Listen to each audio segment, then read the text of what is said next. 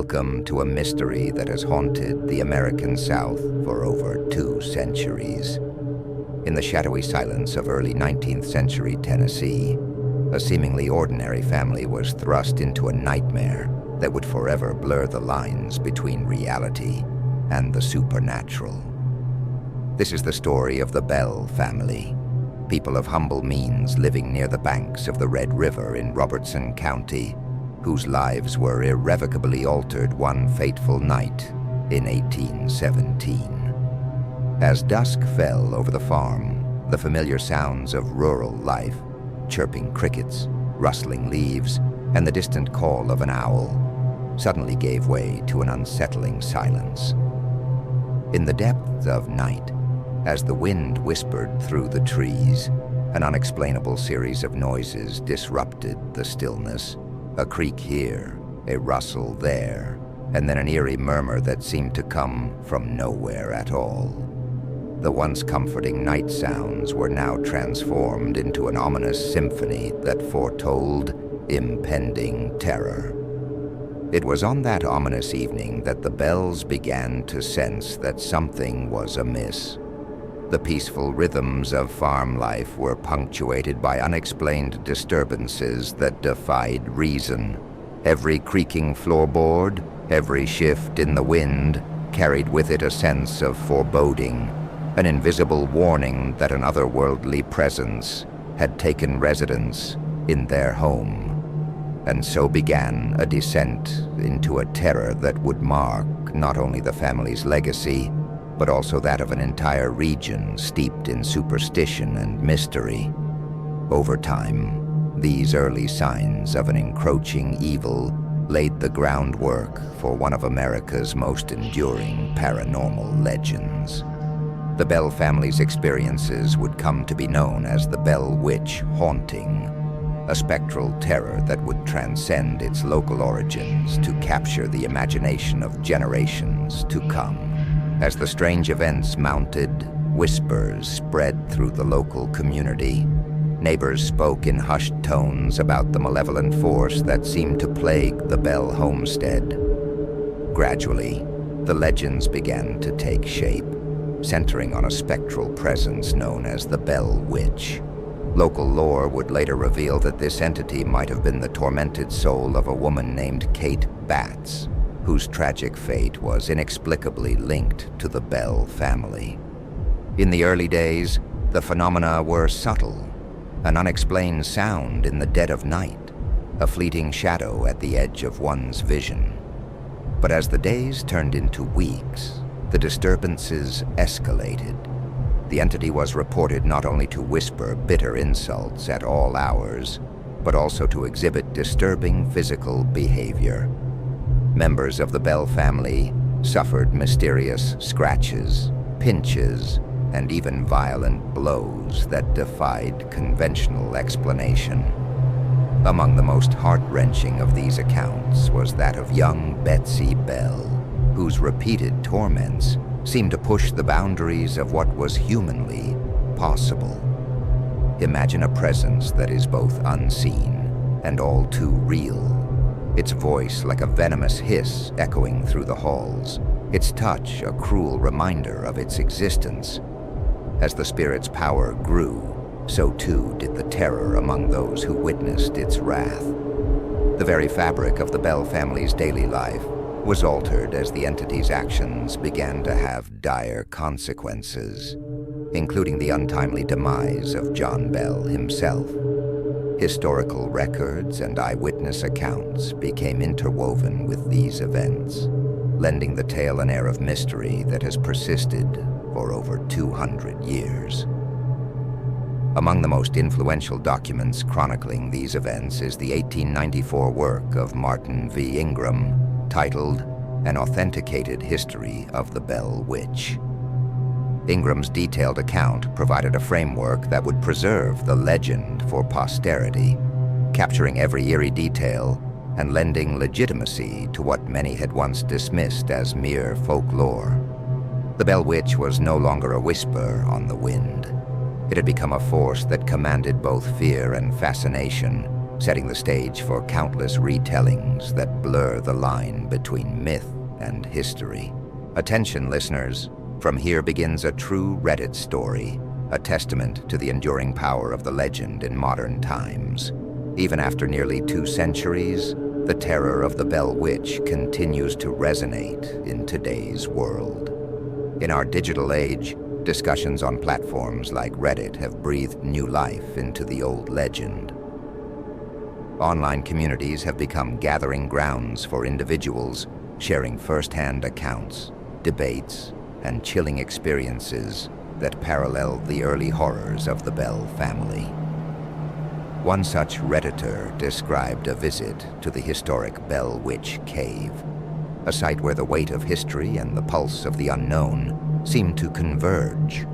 According to this account, stepping into the cave was like crossing a threshold into another realm. The temperature would suddenly drop, the air would become heavy with an inexplicable energy, and faint, eerie sounds would echo from deep within the cavernous walls. Listeners on Reddit have reported a profound sense of being watched, as if the very spirit of the Bell Witch still roamed those dark passageways. These modern experiences not only mirror the terror of the past, but also serve as a bridge between the early 19th century and our present day. A link between an age-old spectral force and the digital age's insatiable appetite for the paranormal. I, too, have a story that intertwines with this infamous legend. A story from my own life in Adams, Tennessee, where I lived between the ages of 14 and 18. It all began shortly after my family relocated to this small town. At first, the change of scenery felt like a new beginning. However, what started as an ordinary move soon turned into a relentless series of unexplainable and bone-chilling encounters that defied every known law of nature. It was only a couple of weeks after our arrival that the first signs of the unknown made themselves painfully clear. One crisp autumn day, while I was busy mowing the lawn on my dad's old tractor, a jolt of unexpected chaos disrupted the routine. As I descended a hill, the tractor's tires struck an unseen object. I immediately disengaged the mower and hurried back to inspect the area. At the base of the hill, in a freshly cut swath of grass, lay a perfectly straight lane. A lane that seemed eerily out of place, as if it had been etched by some malevolent force.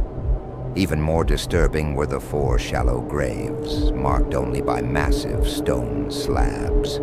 These were no ordinary graves. Later, experts would confirm that these were Native American burial sites from the Trail of Tears, hastily interred on the hillside to shield them from encroaching water. That day, as I stood before the silent markers of the past, the boundaries between then and now began to blur. The chill that ran down my spine was not solely due to the autumn air. It was the palpable sense of history, sorrow, and anger that emanated from those forgotten graves. I felt as though I had unwittingly trespassed upon a sacred and disturbed ground, and that realization was just the beginning of a series of events that would haunt me and my entire family for years to come. The terror escalated soon after. That very night, our home transformed into a stage for inexplicable phenomena. An overwhelming presence seemed to encircle our house. Heavy knocking on the exterior brick walls reverberated through every room, as if an unseen force was pounding relentlessly at our sanctuary. In the dead silence of the night, I distinctly heard the sound of rapid footsteps racing along the perimeter, a reminder that something was moving outside, defying all natural explanation. In the following days, the atmosphere within our home grew increasingly oppressive. Each time I retreated to the solitude of my room, I could feel a weight, an intangible pressure that pressed down on me, as if an unseen entity was intent on burrowing into my very soul. The nights became punctuated by brutal, torturous dreams. In these nightmares, I was repeatedly held down, my chest constricted by a cold, unyielding hand. The images were so vivid that I awoke drenched in sweat, struggling to discern the boundary between sleep and reality. Then came a cool fall evening that stands out among all others. I just let my golden retriever out to relieve herself near our ranch-style house overlooking the mighty Red River. As I stepped out, I heard a strange, almost otherworldly sound. A soft whisper mingled with the scratching of leaves. I looked to the trees, expecting to find a brisk wind, but instead I was met with an eerie stillness. The sound intensified into what seemed like a chant, a nefarious incantation in a language that felt ancient and malevolent. At that moment, my dog's reaction was immediate and primal. Her fur bristled, and she let out a low, threatening snarl, frozen in fear. In a heartbeat, she bolted toward the door, her actions a silent scream of terror. I managed to snatch her back inside, bolting the door as if my life depended on it. But the pounding D did not cease. The back door trembled violently under a relentless barrage that seemed to persist until the early hours of the morning. Another incident that remains indelibly etched in my memory occurred on a seemingly ordinary day. After returning from football practice with my gym bag slung casually over my shoulder, I was closing the front door when I sensed something out of place. In the corner of our cozy library, a room furnished with a leather couch, bookshelves lined with time-worn volumes, and a gently rocking chair, I noticed movement that shouldn't have been there. At first, it was just the subtle, almost hypnotic motion of the rocking chair. But as my eyes adjusted, I realized that something sat there, a dark silhouette with long, obscuring hair that swallowed the light around it. In that split second, time seemed to freeze. I recoiled in horror, stumbling backward and crashing against the door as an unexplainable scream tore from my throat. The figure blurred and darted across the walls, vanishing through a bay window that overlooked the river. My dog, ever the vigilant guardian, sprang into action, chasing after that ephemeral shadow, before finally returning to me, as if to offer what little comfort she could in the face of the inexplicable. Yet another chilling episode unfolded one moonlit evening while I was fishing on the bend of the Red River with my young cousin, Jack. The night was serene. The river shimmered under the glow of the moon, and the soft murmur of the water created an almost hypnotic calm. But that tranquility was abruptly shattered when Jack tugged on my sleeve, pointing with wide-eyed wonder at a pale figure dressed in white, drifting along the riverbank. I had seen this spectral apparition before, a fleeting glimpse of a woman whose presence seemed to dissolve as soon as it appeared. Jack's innocent query, "Does that lady need help?" cut through the eerie silence, and I knew that this was not a simple trick of the light. The image of that ghostly figure lingered long after it had vanished, serving as a stark reminder that the spectral legacy of the Bell Witch was still alive. The culminating event of that turbulent period came on a balmy July 4th. My family and I, along with relatives and friends, gathered on a gravel bar along the river. As twilight descended, we arranged a few low-end gas lanterns to light our small celebration. But as the night deepened, an inexplicable chill crept over us, as if the very air had been touched by the cold hand of the beyond. One by one, the lanterns began to flicker, first bright, then dim, then sputtering out completely, before roaring back to life in a haunting rhythm. Just as we were beginning to grasp the gravity of the situation, a blood-curdling scream split the silence, a scream so raw and desperate that it sent shivers down our spines. The cry, as if it were torn from the throat of a tormented woman, was followed moments later by the sound of a heavy body crashing into the water. In sheer panic, we scattered. We scrambled up the hill and barricaded ourselves inside the house, where the pounding on the walls persisted relentlessly through the long, agonizing night. In the weeks that followed, my nights were tormented by brutal nightmares and unexplained phenomena. One particularly harrowing morning, I awoke around 3 a.m. to find myself lying next to the very ancient graves I had encountered weeks earlier. The same graves that bore silent witness to centuries of sorrow. Despite the chill in the early dawn, I was drenched in sweat, my mind reeling from the relentless assault of the previous night's horrors. It was then that I fully grasped the reality. These encounters were not isolated incidents, but part of a larger, unyielding force that had entwined itself with my family's fate. So what do these experiences tell us? The relentless torment inflicted on the Bell family and echoed in modern encounters like those shared on Reddit has given rise to a multitude of theories.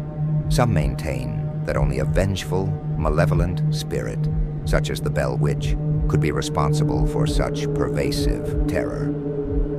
Others argue that the strange sounds, sudden temperature drops, and even the physical assaults might be the result of natural phenomena, perhaps drafts in an old farmhouse or even natural gas emissions.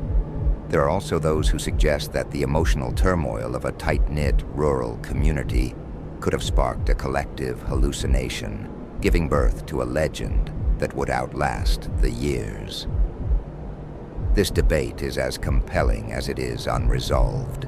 Historians and paranormal enthusiasts have spent decades scrutinizing every detail, from the documented accounts preserved by Martin V. Ingram to the chilling narratives posted on modern forums. Each piece of evidence contributes to a puzzle that remains tantalizingly incomplete, forcing us to confront the fragile boundary between myth and reality. Beyond the terror and mystery, the legend of the Bell Witch has grown into a cultural phenomenon. What was once a local ghost story has evolved into a legacy that permeates literature, film, and even tourism. The historic Bell Witch Cave, once a quiet marker on the Bell family property, now serves as a pilgrimage site.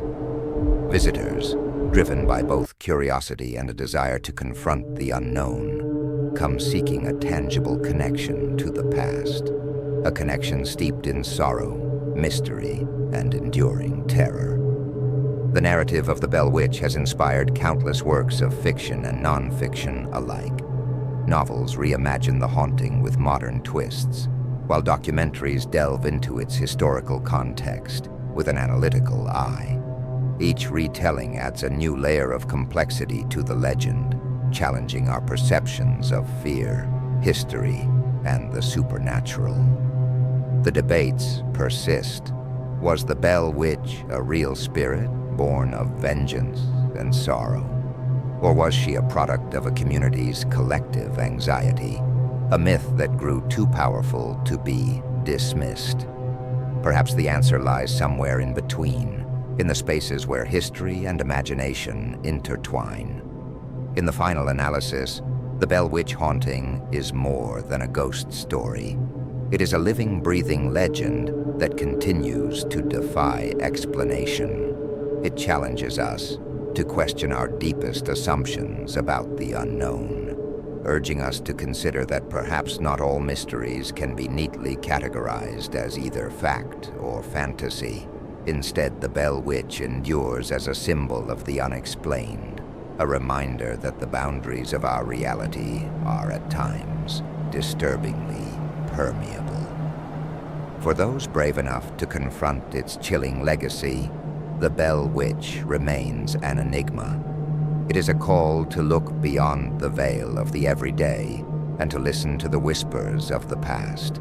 In every creak of an old farmhouse, every sudden drop in temperature, and every inexplicable shadow flickering at the edge of vision, the spirit of the Bell Witch endures, haunting the present, as she has haunted the past, and likely will continue to haunt the future.